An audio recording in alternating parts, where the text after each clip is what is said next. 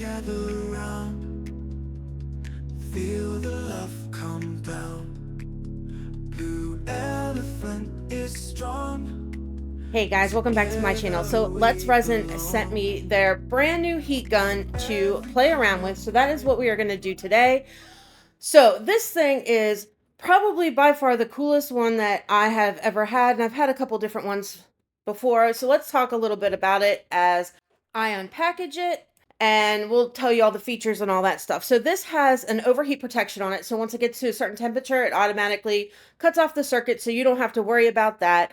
It has a 4 foot 9-inch wire, which is great. It also has a reflector nozzle for heat shrinking and a deflector nozzle for like your waves and all that good stuff.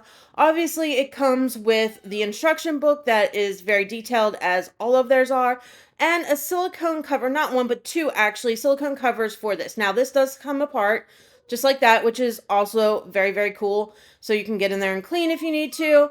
I do like the fact that it comes with the silicone covers because mine tend to get all jacked up and all that good stuff. So this one right here is the reflector nozzle. So that's the one for heat shrinking. You just pop it in there and then you can do what you need to do. And then we have the one that I put in right now for your waves. It also comes with 2 heat settings, which is great. High, low, very open vents. Your nozzle is a lot bigger than your traditional ones. And of course, the very beautiful baby blue color.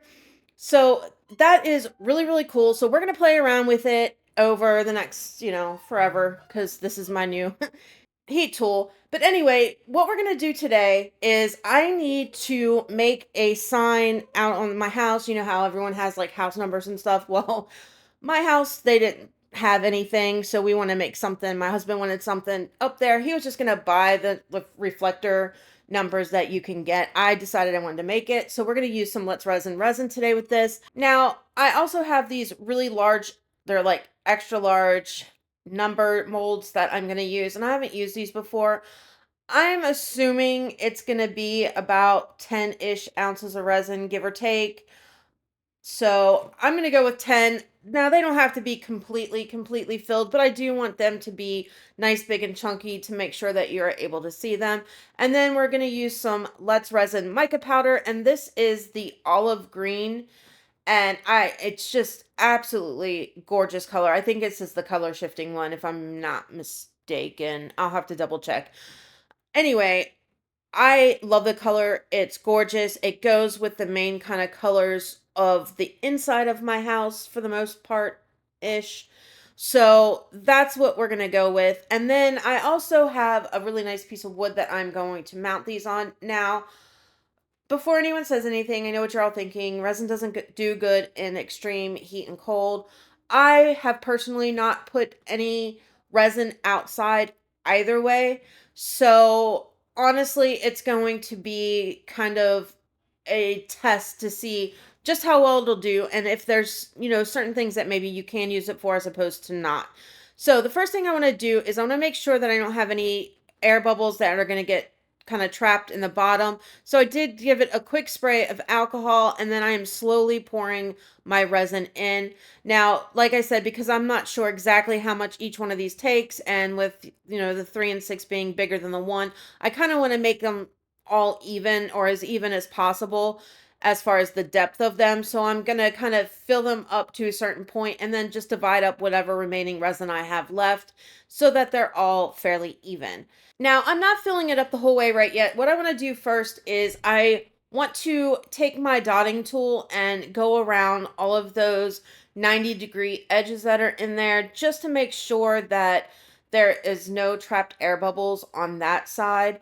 Now, because I'm most likely not going to be filling these molds up the whole way, I'm not necessarily worried about the top part because most likely I am going to have to sand it down to flatten out the bottom part of it because it cures, like if you're not filling the mold completely, you're going to get like that little dip in the resin and your edges are going to be higher than the middle. So I will have to sand so that when I glue them down to my wood, they are completely flat and I don't have any issues, and I'm not just gluing around the outside edge of it. And after I went ahead around all of those edges, I'm just topping each one of these off with the last little bit of resin I have, keeping it even as possible so that they are all about that same depth. Then we're going to use our new Let's Resin heat gun and see how this bad boy works. Just as soon as I'm done getting every last bit of resin out of my cup. And I guess I'll clean it off too, because the last thing I want is any kind of extra cleanup to do. So just taking a baby wipe and wiping that off. Now it's time for our heat gun. Now this is the high setting, I believe, and you can see how powerful it is. It's moving that resin around, and you can go to the lower setting. Okay, so 24 hours later, these are all nice and cured, and you can see it didn't quite take it to the top, but again, that's fine. Now it's time to demold these. Now I did notice with them, now these are, I believe they're for like cake making and stuff like that. I think I got it from the baking section of Amazon. So they're not necessarily made for this hardness, I guess, to get out. And I did notice that you can see the little whites on the corners when I was demolding. Uh, I mean, it worked for what I needed it to, so that's fine. It didn't tear or anything as I was trying to get it out. But around that 3 and 6 where the in part is, where it's like a thicker amount of the actual silicone, it wasn't hard to get out, but you had to use some force to it, and I was a little concerned that it might rip, but it's kind of the case with any new mold that you get. I mean, they were easy to demold with the exception of those two parts, and I just really had to push it through from the backside to get it out completely. And it did come out with no real issues, but I was worried in those parts where it turned white that maybe I was going to tear or get a hole in it, but it didn't, so it's fine. Okay, so what I want to do is, this is the piece of wood that I'm going to use, and I briefly showed it before, and I haven't quite decided at this point how, like, what angle I want it on, if I want it this way or if I want it long ways. I think it's going to look fantastic setting outside my house, but I did decide that this is, I think, the way that I want it so that it doesn't look quite so like there's so much space in between. So I really like it like that. Okay. First thing I want to do though is I want to edge these out in a little bit of silver. And the reason I'm doing that is I just want to draw more attention to the numbers and make them stand out just a little bit more. So this is going to kind of almost highlight it.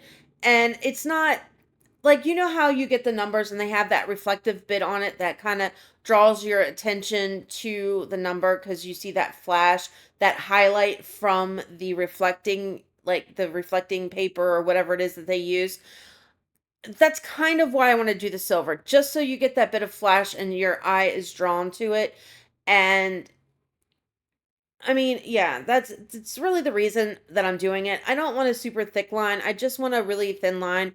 So I'm going in with my chiseled silver paint pen and I'm just doing it maybe about halfway around that chiseled edge, like halfway in between is where I'm going with the edge of this so that it's not too thick, not too thin, and uniform all the way on each piece. And then we're going to let this dry. Then after it dries, we're going to sand down the rough edges, the sharp edges that are on the back of it, make it all nice and flat, and we're going to put this thing together. Now, the one thing that I did do off camera, and that is because I couldn't do it outside, so I had to do it in my garage, and the lighting in my garage sucks, and I really didn't feel like taking down all of my recording equipment from my craft room to the garage to show you what I was doing. I just took some polyacrylic, um, yeah, just some polyacrylic, and I put it a nice even coat all the way around my wood. So front, sides, back, inside. It's kind of like a plaque where it goes like there's actually an inside to it. So you could like actually, if you wanted to, hang it up on a nail and do it that way as opposed to with the string that comes on it. But I did cover every single bit of that wood with the polyacrylic to have it a nice, good, tight seal on it so that I don't have to worry about the weather ruining my wood. And I let that dry for a good 24 hours just to make sure it was completely, totally dry. And you'll see when I bring it back out, you can see kind of like the shiny sheen that it gives it. And that's just going to protect it from the elements outside. Now, I did go with a 220 grit sandpaper on these just to kind of get them down. And that's it. Now we're just going to assemble this thing. So this part took me a while. I suck at making things even and centered and all of that. So I tried to get a tape measure and kind of make sure that it was like where it needs to be. But honestly, I ended up pretty much eyeballing it instead because I don't know, my brain just doesn't like work the way that it should be with this kind of stuff. So I'm acting like I know what I'm doing here, but not so much. I'm just pretending. It's just show. I mean, I really did try, but it just yeah, it didn't work. So I ended up just standing up over it and like between that and looking at the viewfinder on my camera so that I could see, all right, well, it looks even. And then before I took my E6000 glue to put it on the back of them, I did kind of mark it with a pencil on each side so I can make sure that it was going to be in the exact spot that I had previously kind of picked out for it. And I am loading it up with the E6000 around the edges because just in case maybe even though I felt it, just in case one side is higher than the other, that glue is going to hit it and bond with it, and then some in the middle. I want to make sure that this is going to be really, really secure. These numbers are chunky, so they're on the heavier side. I don't want to have any issues with me not putting enough glue on it and it slipping out or any of that stuff. So I'm going to do the same thing for each one of the numbers, and then that's pretty much it. With the 6, I did put a little bit too much glue on there, so I did just take my silicone tool and kind of just the excess where it was seeping out, so I didn't have the blobs there. I just kind of scraped it off and smoothed it out a little bit and wiped it on a baby wipe, and that was it. We let this cure for 24 hours before I even attempted to hang it up. Now, I've noticed that typically when I use E6000, it starts to kind of get unusable if you have it out for even like a few seconds. It's like starts to bond almost immediately, but it does say a 24-hour cure time. So I did want to make sure that I followed that to the T before I tried to hang this thing up or lift it up or move it, because the last thing I want is any of those numbers to move and just ruin my piece. And that is pretty much a wrap on this one, guys. Like, subscribe, share, all that good stuff. I will see you on Tuesday in the next one. Love ya. Bye. Elephant is strong. Together we belong. In every comment, right? You lift me to new heights. Your support, it's clear, gives me reason to cheer.